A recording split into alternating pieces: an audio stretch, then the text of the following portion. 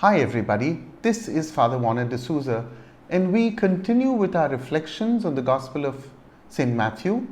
Today we look at chapter 13 verses 10 to 17. Matthew chapter 13 is also called the parable discourse. It is the third of the 5 discourses found in the Gospel of Matthew. In it are found 7 parables attempting to explain what the kingdom of God is like. Remember that Jesus does not limit the notion of the kingdom of God to a specific idea, but he always compares it. The kingdom of God is like. Yet the kingdom is always greater than what it has been compared to. A parable is really a throwing alongside.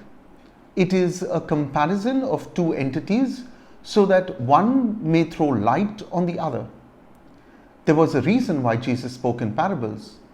Parables embodied simple elements of everyday life. It avoided the jargon of the learned and it got the message across rather simply. For Jesus, it was the best means of communication, especially since his intended hearers were the simple folk. There was a reason why Jesus took his message to the masses. Chapters 11 and 12, which precede this chapter, clearly tell us of the heightened tension between Jesus and the Jewish leadership. No matter what he did, they simply found fault with him. Their learning came in the way of the unfolding reality that Jesus had come as the Messiah. It is for this reason that chapter 11 verse 25 has Jesus exclaiming a thanksgiving for the mysteries that are hidden from the learned and revealed to mere children. Our gospel of today is a takeoff from the issue at hand. There was nothing wrong with the sower or the seed. The problem is always the soil, and the soil of the Jewish leadership was anything but receptive. It was hardened, shallow, and thorn infested. Perhaps the disciples wanted Jesus to speak in lofty words like the rabbis, which necessitated their question, "Why do you speak to them in parables?" This is a clear reference to the them verses in the Gospel of Matthew.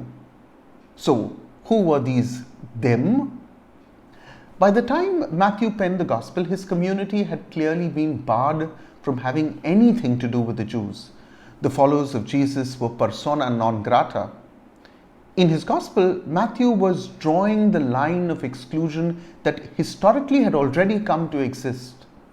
There were the them whom by their own rejection of Jesus and his disciples had shut the doors to the secrets of the kingdom. The question we could perhaps ask ourselves today is, are we the them? Our intellect per se does not disqualify us from being in God's good standing. The problem arises when our learning becomes a barrier to the simple mysteries of God's revelation.